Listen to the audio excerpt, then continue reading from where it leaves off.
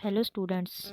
आज हम बात करेंगे आरबीएससी की बुक कक्षा 9 की बुक राजस्थान का स्वतंत्रता आंदोलन एवं शौर्य परंपरा। इस बुक को पढ़ने से हमें ये होगा कि हमारी जितने भी प्रतियोगी परीक्षाएं हैं उनमें हम क्या है अपने कई टॉपिक क्लियर कर सकते हैं, जैसे कि 1857 की क्रांति, राजस्थान के क्रांतिकारी, राजस्थान के प्रमुख किसान आंदोलन, राजस्थान में जनजातियों के आंदोलन, राजस्थान में जन जागृति और प्रजामंडल, राजस्थान का एकीकरण, राजस्थान की शौर्य परंपरा।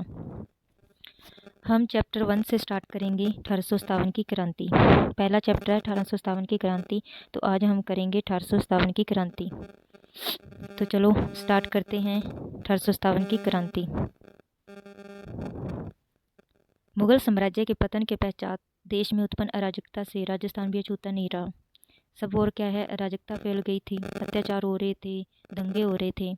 औरंगजेब की मृत्यु से उत्पन्न शक्ति रिक्तता को एक बारगी तो मराठों ने भर दिया। मराठों ने दक्षिण में प्रभुत्व स्थापित करने के पश्चात मालवा और गुजरात में अपना प्रभाव स्थापित कर लिया था। अतः अब उनके लिए राजस्थान में प्रवेश करना सहज हो गया था। मई 1711 ईस्वी में प्रथम बार मराठों ने मंदसौर के निकट मेवाड़ी क्षेत्र से धन एकत्रित किया था। देखो, मराठे पहली बार कब आए थे? 1711 में आए थे। कब आए थे? 1711 में। ये लाइन याद रखनी है अपने को। 1711 में आए थे। निकट मेवाड़ी क्षेत्र से धन एकत्रित किया। इस घटना से चिंतित उदयपुर के महाराणा संग्राम सिंह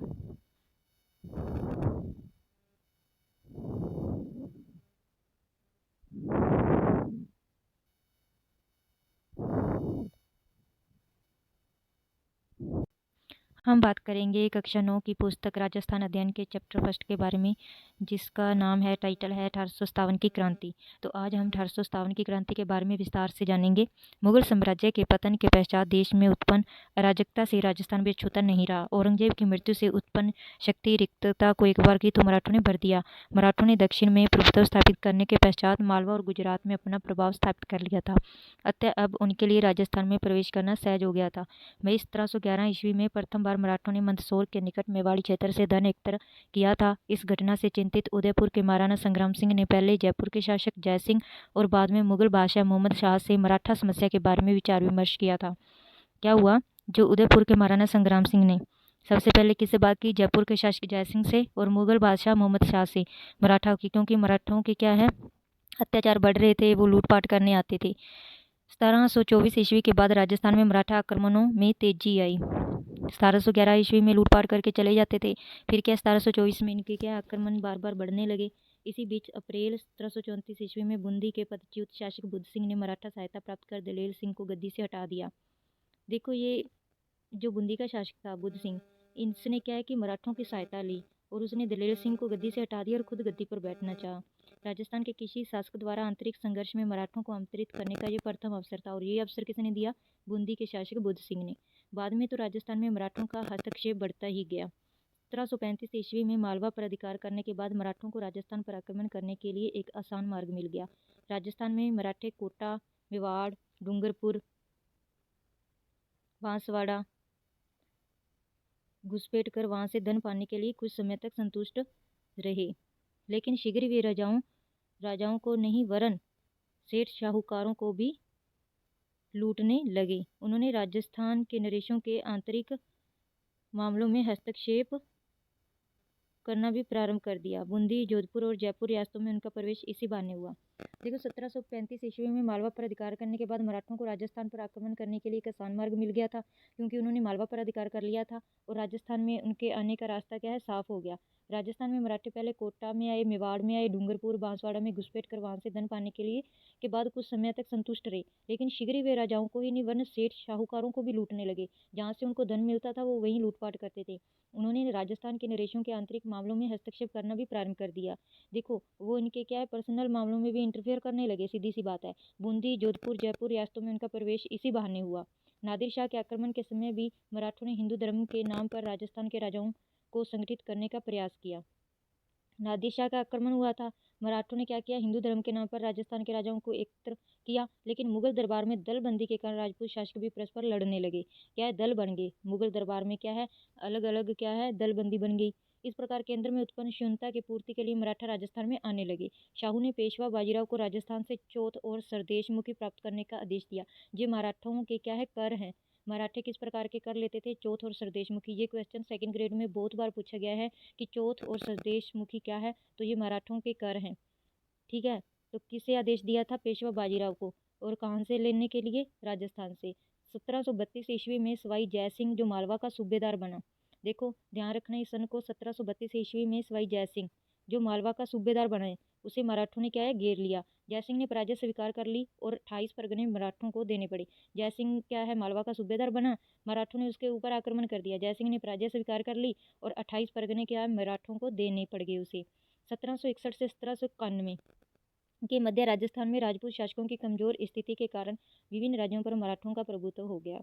ठीक है, राजस्थान में क्या है, 1761 से लेकर 1791 ईस्वी के मध्य क्या हो गया था, राजपूत शासक की क्या है, स्थिति कमजोर हो गई थी और मराठों का प्रभुत्व बढ़ गया। राजस्थान में बढ़ते मराठा हस्तक्षेप ने जयसिंह तथा अन्य राजपूत राजाओं की आंखें खोल दी। मराठों से मुक्ति पाने के लिए धन का सहारा लिया गया, पर जब धन लेने के बाद भी मराठों ने मालवा खाली नहीं किया तो पुनः संगठित प्रयास किए जाने लगे। अब धन के बजाय शक्ति के प्रयोग से मराठों को राजस्थान से निकालने का क्या निश्चय किया गया। अतः जुलाई 1734 ईस्वी में जयपुर, जोधपुर, उदयपुर, कोटा, किशनगढ़, नागौर, बीकानेर के शासक मेवाड़ में हुड्डा नामक स्थान पर एकत्र हुए और 17 जुलाई 1734 ईस्वी को एक संधि पत्र पर हस्ताक्षर हुए, जिनके अनुसार राजस्थान के सभी शासकों ने विपत्ति के समय सहयोग देने का वादा किया। ये हुड्डा सम्मेलन कब हुआ है, 17 जुलाई 1734 ईस्वी को।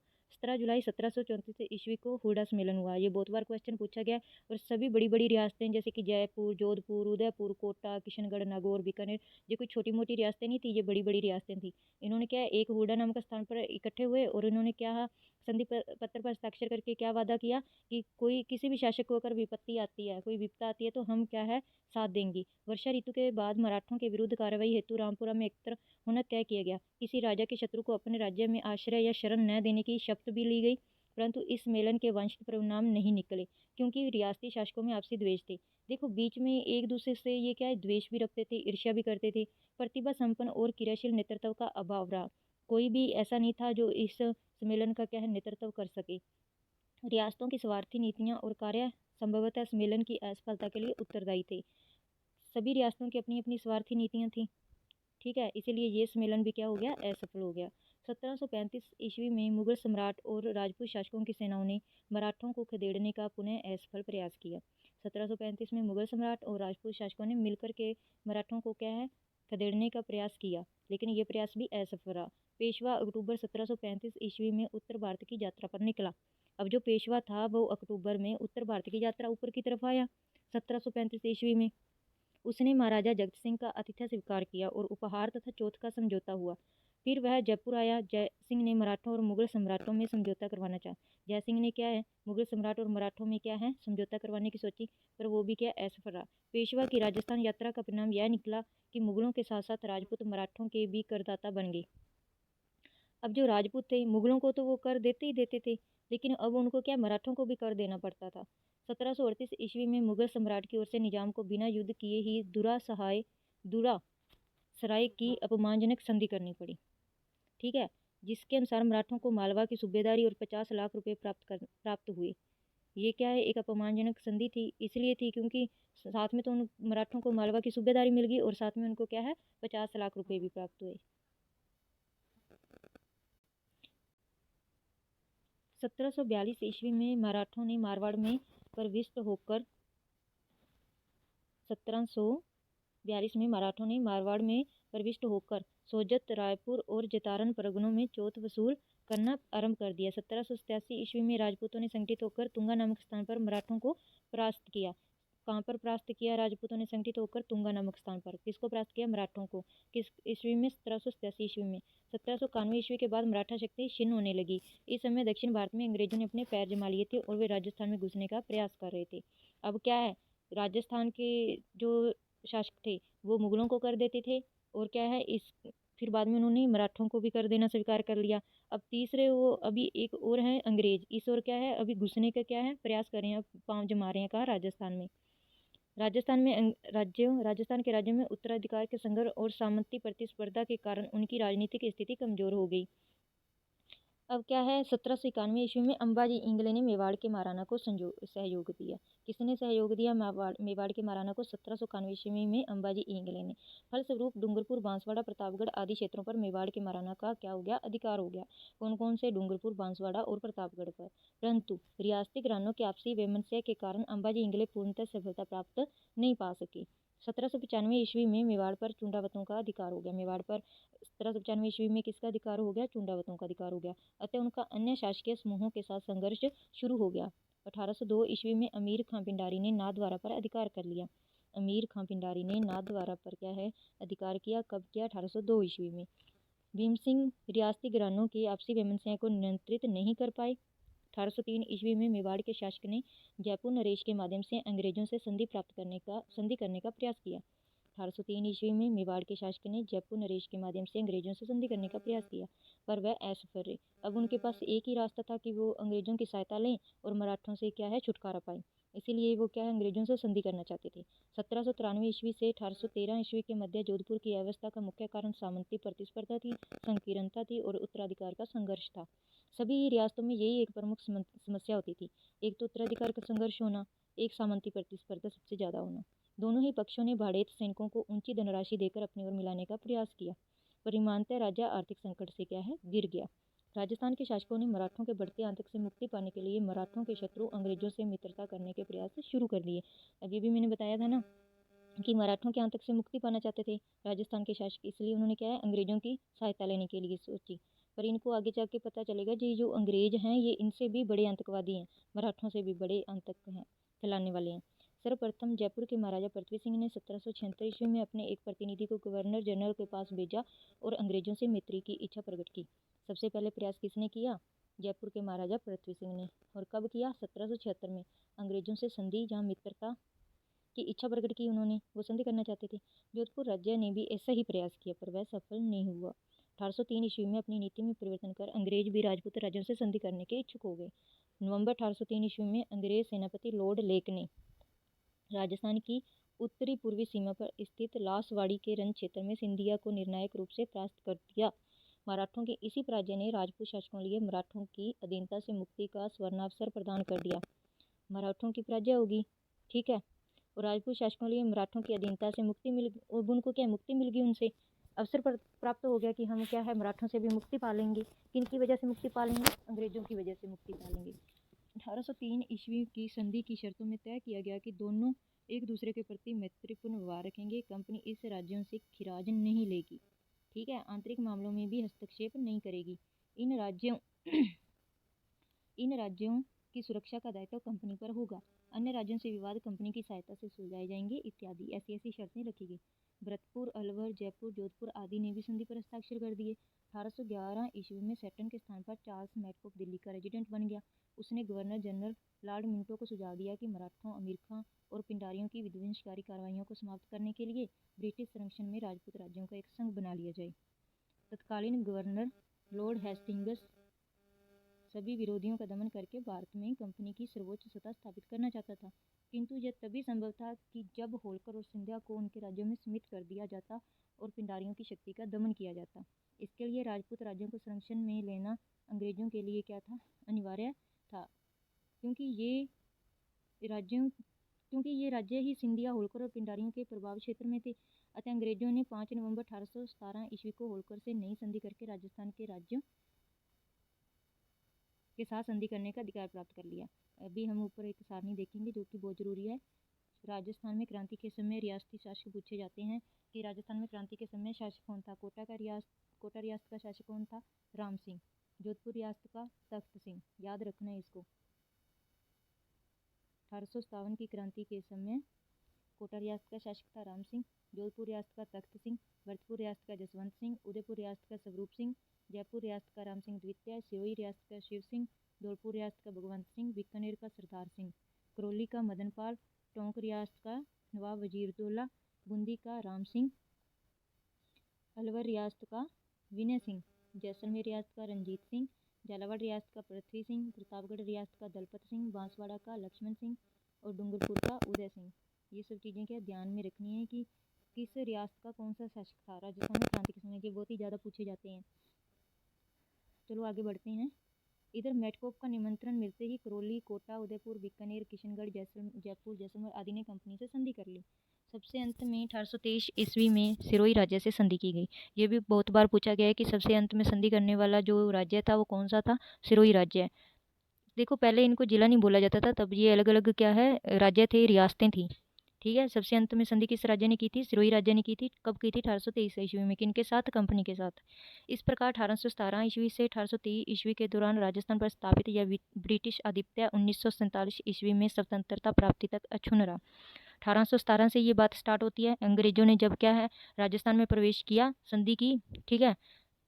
जो भी संधियाँ हुई 1817 से लेकर 1823 ईस्वी तक, ठीक है, संधियाँ हुई, वो कब तक रही? 1947 तक, जब तक कि हमको आज़ादी नहीं मिल गई। 19वीं सदी के आरंभ में 20 रियासतें थीं। ठीक है।